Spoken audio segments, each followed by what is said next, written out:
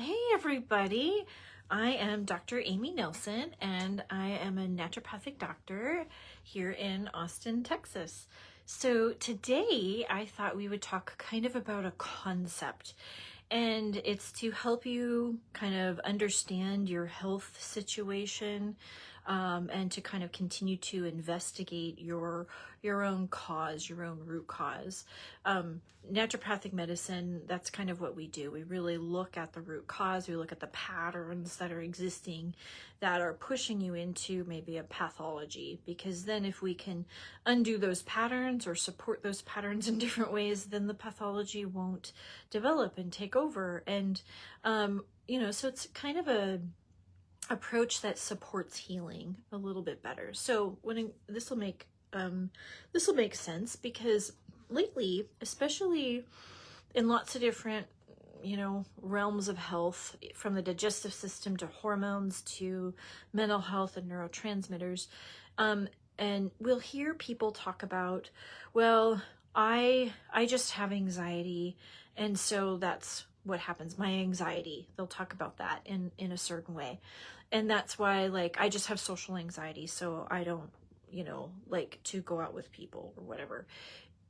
Yes. Okay. So the idea of social anxiety lives as a label, dismisses the actual, like, descriptions of the vulnerabilities that are happening for that person.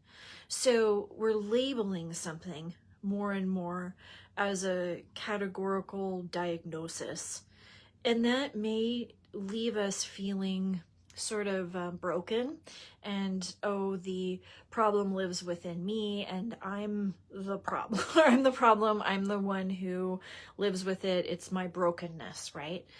Versus the idea of, I have vulnerabilities when I go out to work with people. Like when I meet somebody for the first time, it doesn't feel, it feels vulnerable.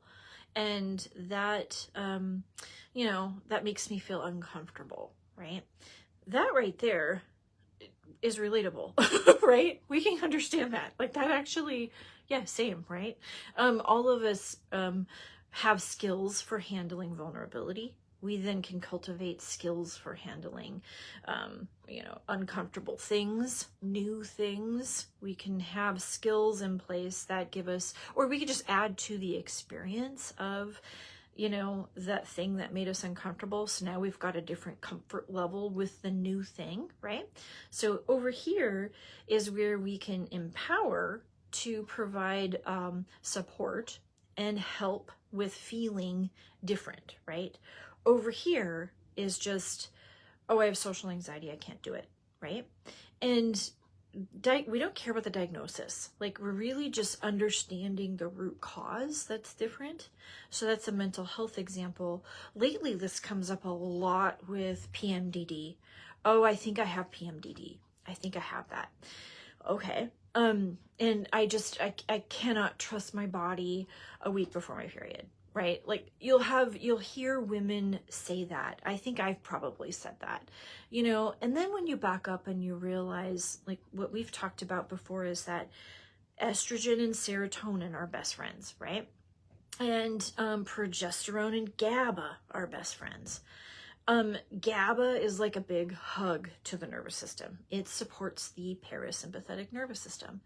So if I've got times where progesterone should be robust in my system and it's not there, then GABA has lost its buddy, right? And so that follows suit with a mechanism for understanding. And now we can say, I wonder if, number one, your progesterone levels are low. And number two, maybe even your GABA, your parasympathetic nervous system, isn't so much invited to your parties, So we have to, work on developing the parasympathetic to get GABA released after you take a big deep breath, all these kind of things, or rearranging boundaries and that kind of thing, so that you can have a better set point for the parasympathetic system, so that your sympathetic nervous system, your fight or flight, isn't so dominant in the body, right? So we can do things, we can kind of fix things in different ways. We can rearrange habits, In medicine, medical land can maybe give you some progesterone, or you could test your hormones to see what's going on there.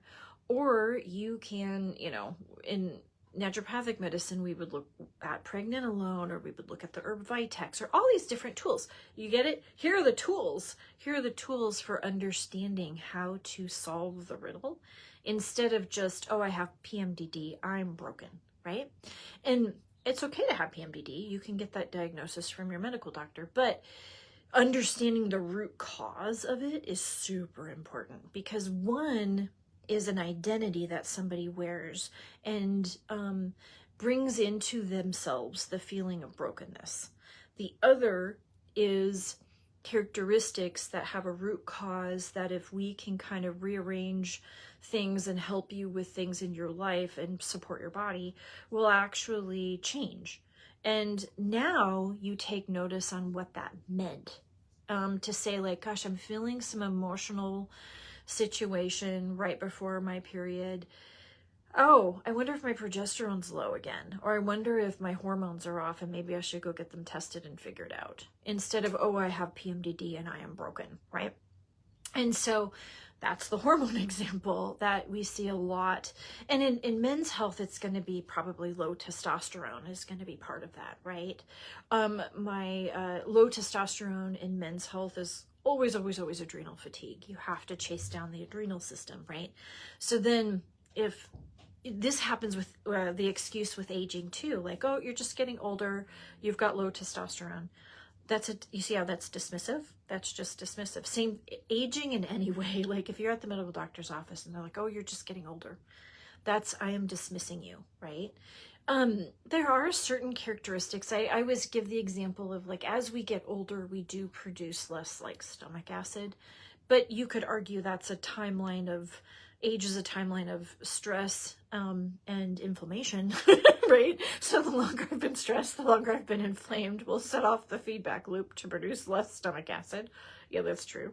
So that could be also the caveat for aging, but we don't want to be dismissive when we've got aging happening. Oh, hey, Tiffany, I like your heart. We're talking about dismissing things instead of really understanding the root cause, because sometimes we'll wear a diagnosis as an identity. And we really kind of want to be careful of that and be reflective of that in ourselves if that's happening. Yeah, because what could be then going on is then we wear that as our brokenness, and that doesn't have solutions to it. That just kind of brings us this self-judgment maybe, or even doesn't bring us solutions at all, hardly. Over here, when we're looking at root cause and understanding that, okay, if I have an adrenal system that is depleted, then my hormones are going to be depleted. Oh, there's some root cause. I can kind of try to fix that then, so then it brings us tools in things. Same way that, we want to stop the dismissiveness and start really understanding root cause. So age can be that way. Women's health, like how many women have gone to the provider, the healthcare provider, and told, oh, that's just normal for being a woman. Like, no, cramps and stuff like that are not normal for being a woman, right? So we want to stop that dismissive ideology and start really understanding the root cause of a symptom. And that gives you better tools for fixing it. So for yourself to really not take that in, but then also as you hear it around you, start to understand, oh, I think maybe I'm going to change my language for myself and others, so that we can actually get to the root cause, because we were kind of talking about that in the beginning with the idea of anxiety. And anxiety is a diagnosis, right? People can feel anxious. And like we were mentioning with the example of social anxiety, like, oh, I have social anxiety. I don't want to go out. Okay, we'll put this over here. But right now, you feel vulnerable, and maybe there's some fear kicked up, right? Because, samesies, right? So over here, these are actual traits that we can kind of work on and get you skills for discomfort and skills for vulnerability. And we all can grow and learn and connect in that that ballpark, right? And that's a place that is super identifiable versus over here where it's my social anxiety, I don't want to go out, and that's my brokenness, right? And so even if you had the diagnosis, to understand root cause gives you more tools instead of just wearing something as a space where you can't even trust yourself, you know? So, you know, with things like PMDD and any of like, you know, the mental health kind of diagnoses, we do want you to bring trust back to your ability to trust back with your emotions. You know, I always tell people anxiety is your best tool, because anxiety levels go up, and that's your body is like, hey, I've got something's not right here. I would like your attention on this matter, and it doesn't feel right now. Your parasympathetic nervous system is there to develop kind of like validity for the sympathetic nervous system. I think about like, I used to rock climb when I was in Montana. That was really fun. I'm scared of heights. I hate heights. Don't like it. But it was kind of interesting to try to go rock climbing, right? So it would be this like kind of game with the nervous system, because it's all safe. You've done your safety checks. You've got your person that's belaying you, but you're going to breathe, and you just sit there at the edge of that sympathetic nervous system, and you just breathe into it. And then you just make then your next move for rock climbing, right? Which is okay, because your anxiety is going like, whoa, whoa, whoa, lady, the ground is down there. Don't you want to be on the ground? You know, but what you do is pair up your parasympathetic so you have more tools. Oh, good. Oh, good. Yes. Having tools and a toolkit to support the body. That's true. Yes. So in anxiety land, you know, what you're going to do is help pair up your parasympathetic. You want to empower your parasympathetic nervous system so that you can handle the sympathetic dominance of things. This is quite true of, say, ADHD, right? And this is something that I think is important, because people, I think that's also a very dismissive kind of diagnosis, where people might, oh, my ADHD is doing this thing again. That might be true, but the other side of it is, you know, there's lots of, like, I think they're actually MIT studies. The first time I read about this study, like, if we like scare you and gave you a math test, you couldn't even read the questions, right? Or I think it was MIT students who were sleep deprived also had very poor, you know, like grades. And I mean, this was over and over again over the course of time. I mean, there's some interesting studies with students in college, actually. So if I frightened you and then had you read a math test, you couldn't even read the questions, right? So sympathetic nervous system really kind of takes over, and it makes it so you can't concentrate super well, and you can't, you're easily distracted, and maybe like recall is poor, right? That's a natural situation out of having a sympathetic nervous system response to the brain, right? So if we're going through that kind of stress, then we think about like, okay, I just have ADHD. I just need to maybe like up my medications with it. Well, maybe we need those tools for handling the parasympathetic, right? The tools for saying to the body, like, I know you're rock climbing and you're up really high, and I'm going to deep breathe, and I'm going to calm my nervous system down and make your next right move. Because you still need to cultivate that, despite that you have a diagnosis of ADHD. You can't get away from developing the tools to do that, because you'll run out of tools at certain points. You won't have medications that'll work one day. The dose is too high, you know? I mean, you've run through all the tools in that department, because that's only a palliative measure. You still have to cultivate the parasympathetic. So the investigating the root cause and having that kind of attention to health is actually bringing you more tools that you can work with and you can change. And that's super important. Other examples, irritable bowel is another one. Like I worked at IBS treatment center, and I studied irritable bowel that was, pretty advanced in lots of people. Anyway, people will have that too. Oh, I just have irritable bowel. Well, what did we do at the IBS treatment center? We studied food sensitivity tests, and we studied the gut microbiome. And then so we figured out a therapeutic diet based upon that, and then also studied the imbalances of the flora and stabilized it that way. So how did we change irritable bowel syndrome? By changing food and changing the microbiome, right? And that was the way to stabilize it. You're not broken. Your system has a normal reaction to eating a food that is kind of either allergic or a sensitivity reaction. Like that's a normal thing, right? So in that case, you minimize, or on some cases never eat those foods, and then your GI system stabilizes, right?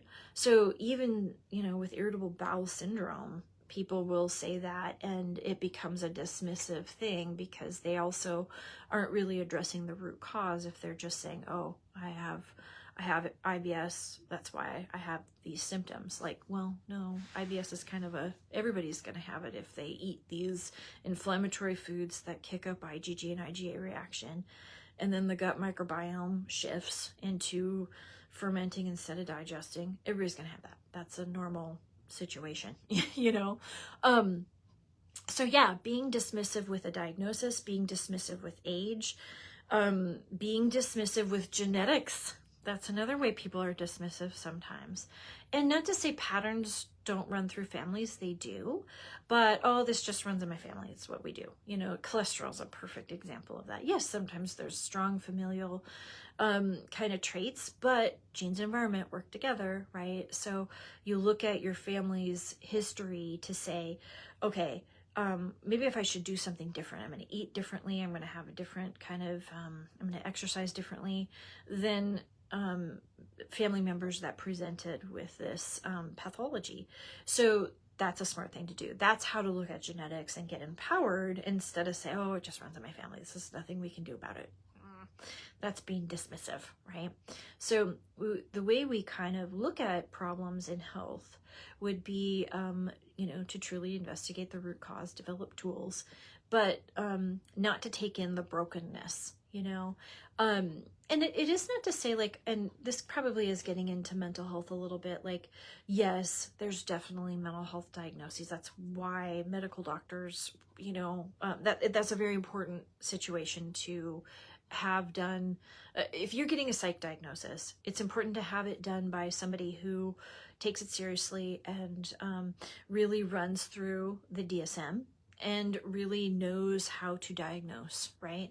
And so it takes a lot of experience with a person in multiple visits to get a psych diagnosis. So that is totally okay. And it's very, very then important to then work with that provider to understand the tendency of the body and not wear the diagnosis like an identity.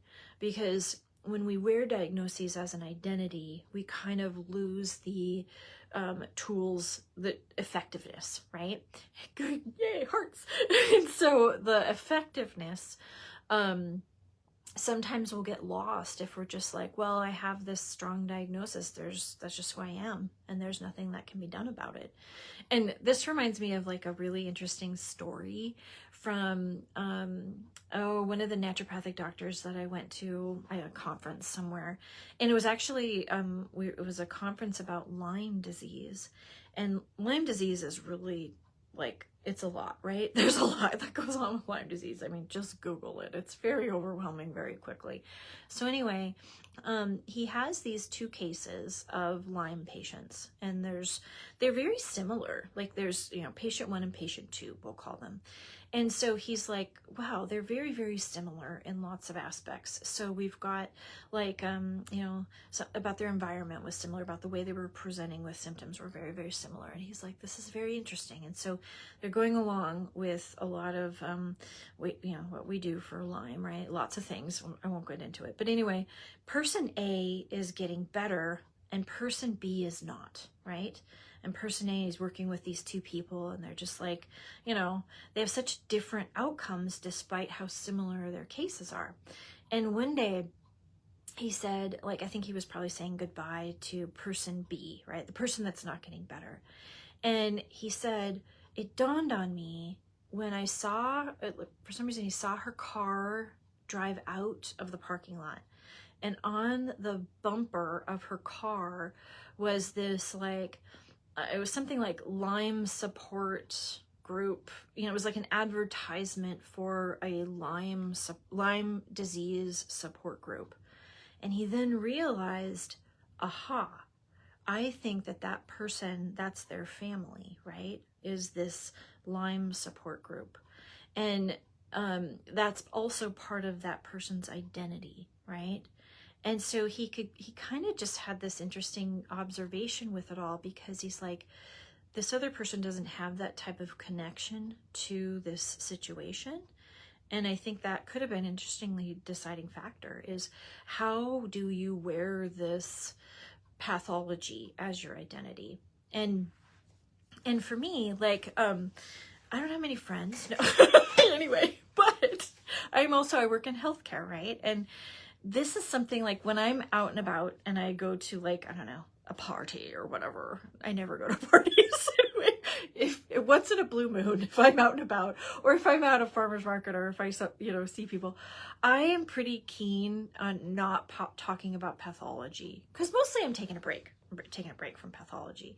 And it's like, so like if I'm at, I guess prime example is like holidays or something like that, right? Like I steer away from pathology driven kind of discussions, right? And so, which is totally fine. And if people want to, you know, tell me about some hardship, I'm so open to talking about it. But that's a different box. That's going to be a different setting. Like I'm, you know, I feel like I'm a trusted friend who somebody could come to and say, hey, look, I'm having this thing. That's a different setting than like, hey, we're just willy-nilly, la-da-da, and oh, I'm going to bring up my major health thing. Because it feels like a lot of times people use their health things as like a very big point of discussion.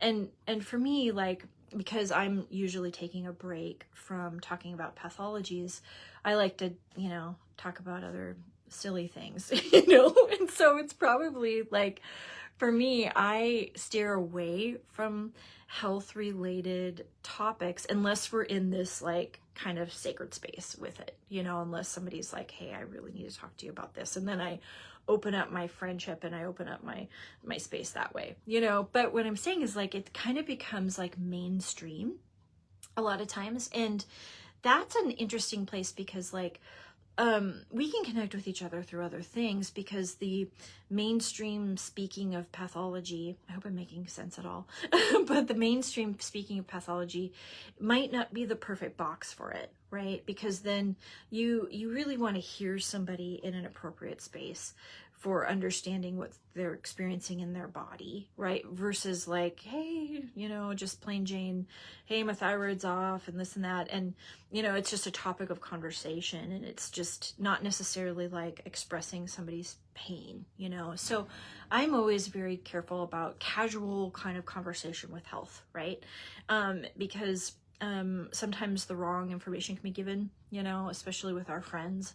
If some sort of health topic is coming up very casually, I usually want to be very careful about just giving willy-nilly advice, because I'm not really listening in that very careful way, you know. So even like amongst friends, it's something where I'm very careful if somebody's bringing up something to ask, do you want advice on this, or do you want me to just listen as a really good friend? Sometimes they just want you to listen as a very, very good friend and not give advice. You know, it's not even, you know, it's not your place to give advice.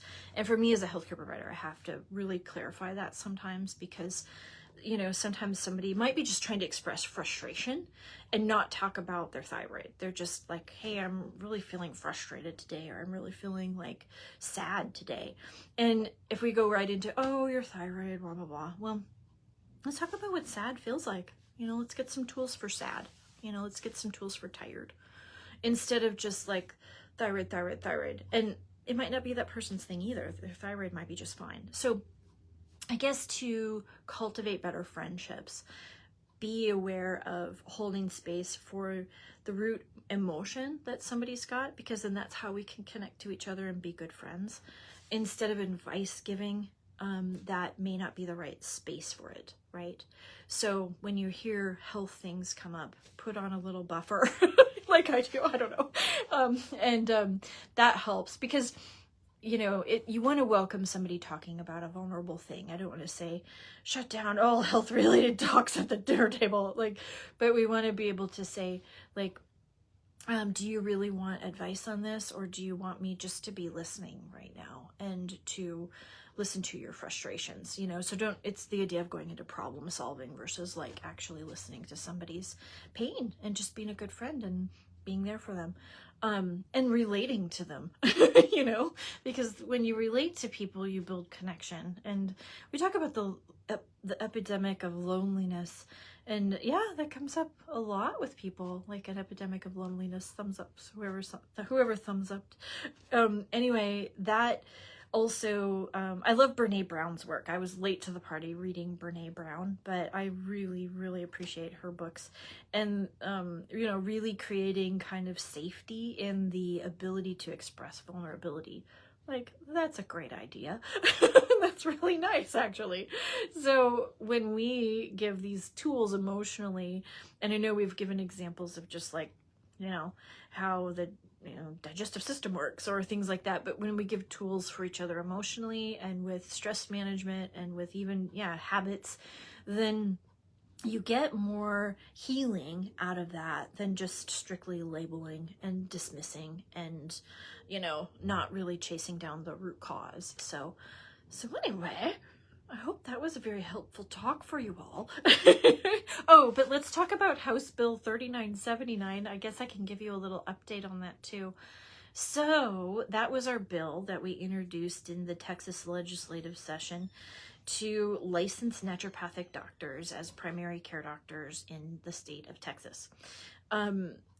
It got stalled in the Public Health Committee, so we never did get our meeting set. So that was a little bit disappointing. We felt like we had a really strong bill. We had really great support. Oh, good, Tiffany. I'm glad you thought it was helpful. So our poor little bill is stuck in public health and probably not moving. But the whole aspect of us getting the key support that we did was really moved this bill a lot. And so we now are getting our sights set on 2027, and we feel really, really, really good about that.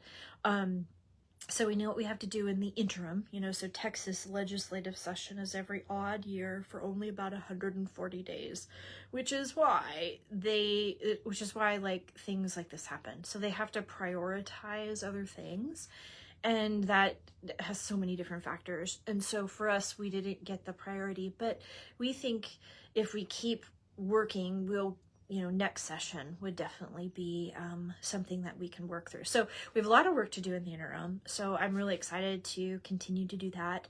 And I learned a lot about politics in Texas. And I think my own personal experience by going to the Capitol all these weeks, like last week was a Capitol visit. It was fun. It was actually nice to go and meet people and learn what their favorite cookies are, and bring them little gifts. And the support staff at the office, they're all just very, very hardworking people and ask great questions. And we never had somebody who was debating us or anything. It was really quite nice to have it was really quite nice to just have a person who would just listen to us and give, it was just a good student in front of us. So I really enjoyed the experiences at the Capitol and, going into everybody's office, right? And so you're working in government where people have different beliefs, shaped by different experiences. So you're learning what they're about and how they feel life could be balanced, but you're also bringing your information to them so that they can digest it in the way that that they want to. So it was nice to have actually a broad spectrum of support. for a common topic. And that to me is really where government shines, is to have many different perspectives that can come together and then craft, you know, a bill for the maximum amount of support, right? And maybe you know, work with people here and there and compromise here and there, but that actually works really well. So it was actually a fun experience. I mean, next legislative session, I hope I say the same thing, but we'll keep working. And so texan.org, that is the website for Texas Association of Naturopathic Doctors. And that is where you can learn more about what we do. So anyway, but all right, y'all, I think I'm going to get back to work. I have stuff to do, and so do you. No, anyway, but thanks for hanging out with my live today, everybody. And next week we'll talk about something. I'm always researching lots of interesting topics. One is estrogen levels in the brain that affect cognition and expression of Alzheimer's disease. There's a really neat study that I'm reading now. Always the creatine, you know, that's like a trending topic that kind of just we're reading about, and so I'm interested in that topic as well. So we'll see what happens next week. And so but yeah, it was great hanging out with y'all. Have a good day and go eat some lunch. All right, bye-bye.